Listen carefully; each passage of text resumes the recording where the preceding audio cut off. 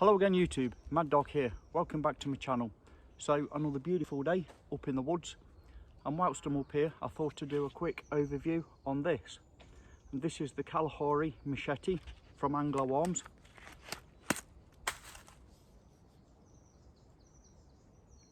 Beautiful looking thing, let's take a look.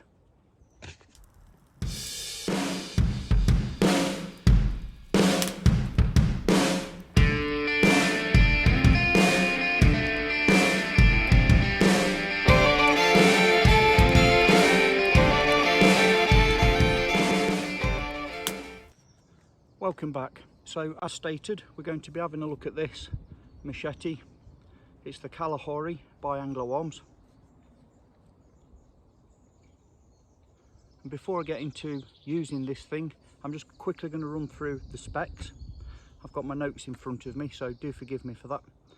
So it's made from a stock that is 5mm thick of 3CR stainless steel.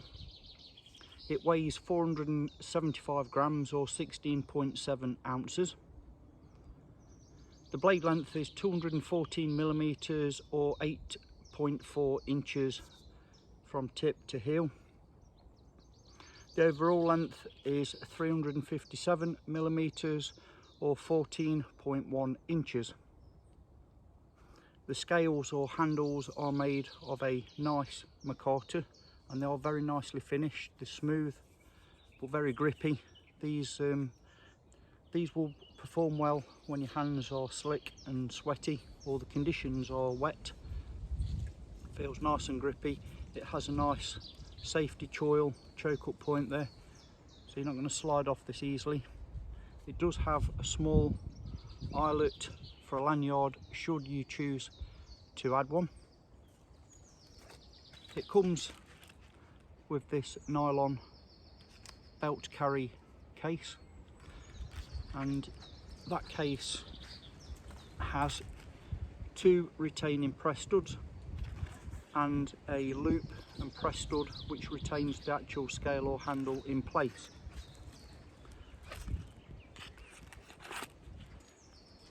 Goes in there, they click together, and the press stud fastens with a nice secure snap. It has a good substantial belt loop, which I'm a big fan of.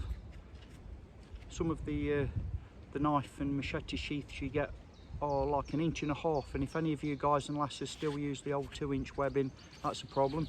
So for me, a big belt loop is definitely a plus. It looks well made for what it is. You know, nylon sheaths, they are what they are, but that comes with that. Now, the fit and finish on this, bearing in mind that Anglo Arms, let's be honest, have a reputation for being budget friendly, which this is, which I will come to in a short while. The fit and finish on this is absolutely fantastic. It's nicely ground. It's got a sharp 90-degree spine, which I'm a big fan of. There's no gaps, there's no edges or gaps that aren't properly finished. The grind is symmetrical and true. It's all nicely centered. So the company Anglo Arms say that this is a sabre drop point grind.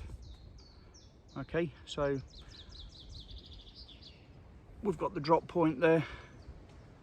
The only thing I'm not a big fan of is the secondary bevel, but you know, with a machete, that type of tool, that should mean that it should be long-lived and not roll, chip or dint easily, because let's be honest, a machete or cookery will be having more abuse than a knife will. I'm assuming that's what most people buy these for, is hacking as well as slicing and dicing. That being said, slicing and dicing out of the box, I don't know if this will pick up, the lighting's against me here, but it is absolutely shaving, hair popping sharp out of the box. So let's get on with a little bit of cutting and chopping and see how she performs.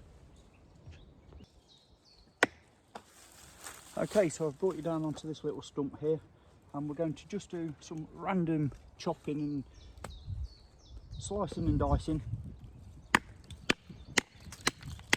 It fits nice in the hand, it feels nice with those Machete handles.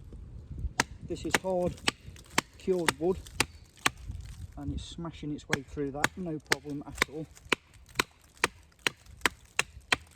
The weight balance feels very nice. It's not massively front heavy whilst being heavy enough to do this kind of work, the actual chopping work. What else have we got here? This wire branch here. So if we want to make a pot hanger, let's say, we can go ahead and carve a spike out on one end.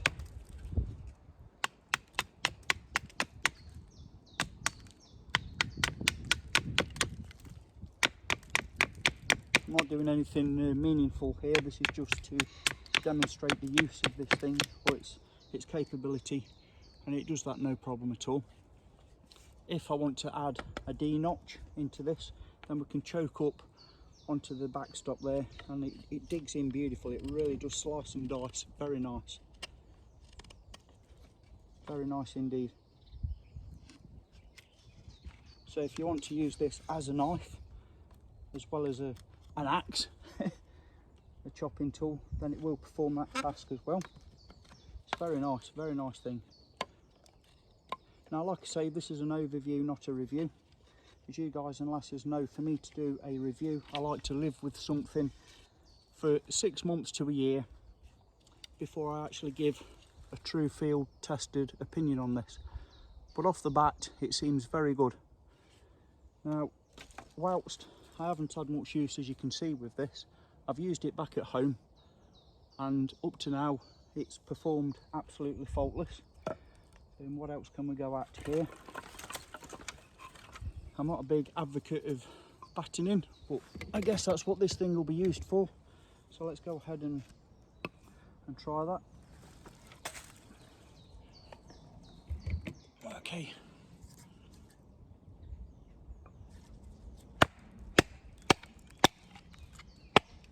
I always profess use a tool within its design capabilities and parameters.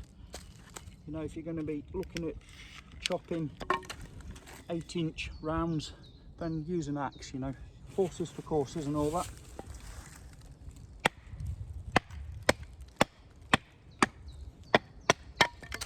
So no problem whatsoever with that. Will it strike a ferro rod? Let's find out. Welcome back. So I've got my Mad Dog Monster prototype here and the Anglo Arms Kalahari. I keep forgetting the name of the product I'm actually overviewing. Okay, here we go. Oh yeah, that's nice. Like I say, it has a really nice sharp 90-degree spine. Yeah, I like that. That's good. All the way down and all the way up. Very nice. Yeah, that's a bonus for me. It does clean up nice as well. With it being stainless steel, you can give this a quick wipe over with an oily rag and all your burn and scuff marks from your ferrocerium rod come straight off. I do like those Machete handles, it is very nice. That's the Kalahari from Anglo Arms. Try and give you a quick closer look around this bad boy. Like I say, it's actually only what I would class a small machete. It's only 14 inches in overall length. But I do like that 5mm stock. I do like something that's going to stand a bit of use and abuse should you need to. The fit and finish is very good in my opinion. Now the price point, I paid £24 UK sterling for this.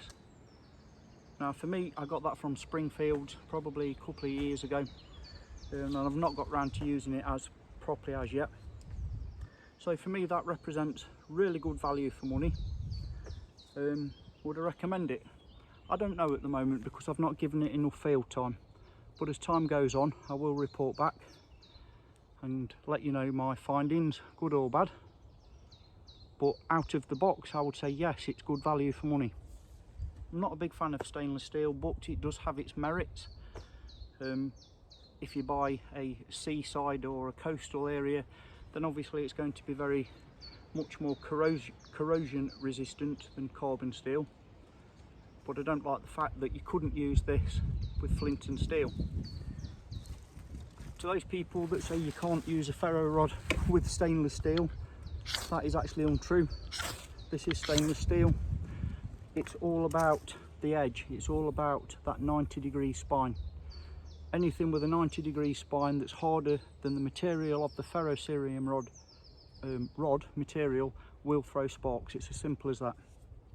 So the Kalahari, there we go, a quick look round up in the woods. Not much more to be said. Less than £30. I believe they're around 26 now. Everything's gone up in price, but even so, to me that still represents good value for money for what it is. You know, around camp and up here in the woods, not doing anything massively heavy duty. Not necessarily going to have to trust my life on this. Hopefully not anyway. But good enough for the budget price point for everyday around camp use. So I'll wrap it up for there for now. And I thank you all very much for watching and your continued support.